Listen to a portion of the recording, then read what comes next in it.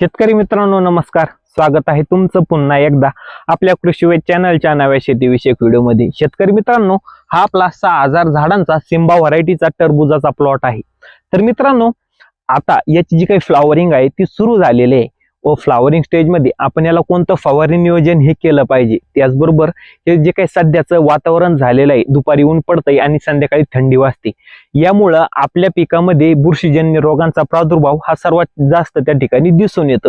त्याच्यासाठी आपण कोणती फवारणी केली पाहिजे, त्याचबरोबर आपल्या कळीचा जो काही स्ट्रोक आहे तो चांगला निघण्यासाठी आपण कॅप्सूल कळी निघण्यासाठी कोणतं खत व्यवस्थापन हे केलं पाहिजे, त्याचबरोबर आपण अशा सेटिंग स्टेज मध्ये कोणती काळजी घेतली पाहिजे, त्यामुळं आपल्या पिकामध्ये जे काही मधमाशीचा अभाव हा होणार नाही, कोणतं कीटकनाशक हे वापरलं पाहिजे, कोणतं बुरशीनाशक हे वापरलं पाहिजे, सविस्तर माहिती या व्हिडिओमध्ये बघणार आहोत।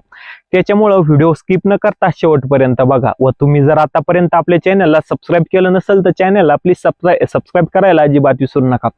शेतकरी मित्रांनो, आपण सर्वप्रथम बघू आता हे जे काही सध्याचं वातावरण हे झालेलं आहे, याच्यामुळं जे काही आपल्या टरबूज पिकामध्ये सर्वात महत्वाचं जे काय आहे थंड आणि दमट वातावरण, या वातावरणामध्ये आपल्या टरबूज पिकामध्ये जे काही पावडरी मिल्ड्यू आणि थ्रिप्सचा प्रादुर्भाव आपल्या पिकामध्ये सर्वात जास्त दिसून त्या ठिकाणी येतो।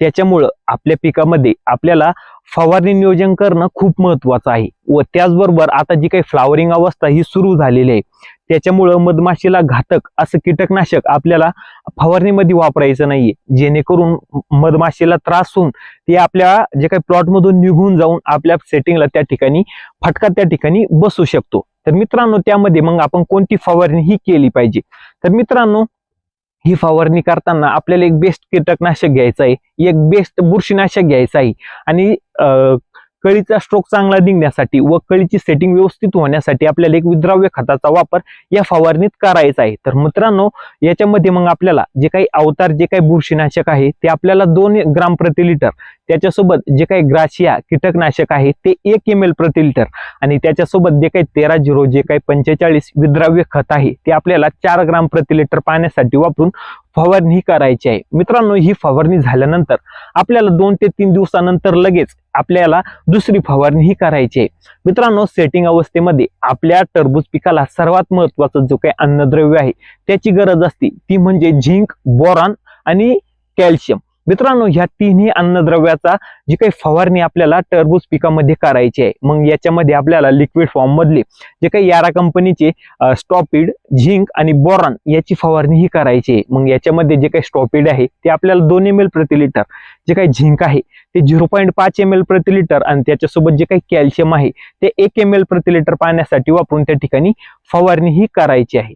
तर मित्रांनो, ही फवारणी आपल्याला 2 ते 3 दिवसाच्या अंतरानं करायची आहे। त्याच्यानंतर आता सर्वात महत्वाचं आहे की खत व्यवस्थापन। मित्रांनो, या अवस्थेत आपल्याला जर आपल्या पिकामध्ये जर पिकाची जी काही शाखीय जी काही वाढ आहे किंवा वेल निस्ता लांबतच असला तर त्या ठिकाणी आपल्याला एकरी 4 किलो 05234 त्या ठिकाणी सोडायचं आहे, जेणेकरून वेलाची जी काही चाल आहे ती कमी होईल, त्या ठिकाणी आपली सेटिंग जास्त व्हायला मदत ही होणार आहे। दुसरं म्हणजे आपल्याला सेटिंग व्यवस्थित होण्यासाठी आपल्याला 13-045 हे जे काही विद्राव्य खत आहे एकरी 4 किलो सोडायचं आहे, जेणेकरून पोटॅशचा वापर, पोटॅश आणि नायट्रोजन मुळे वेल तर लांबणारच आहे पण सेटिंगला सुद्धा त्या ठिकाणी 13-045 मुळे फायदा होणार आहे। दुसरं म्हणजे या अवस्थेत सर्वात महत्वाचे जे काही अन्नद्रव्य सेटिंगसाठी काम करतात ते म्हणजे कॅल्शियम आणि बोरॉन।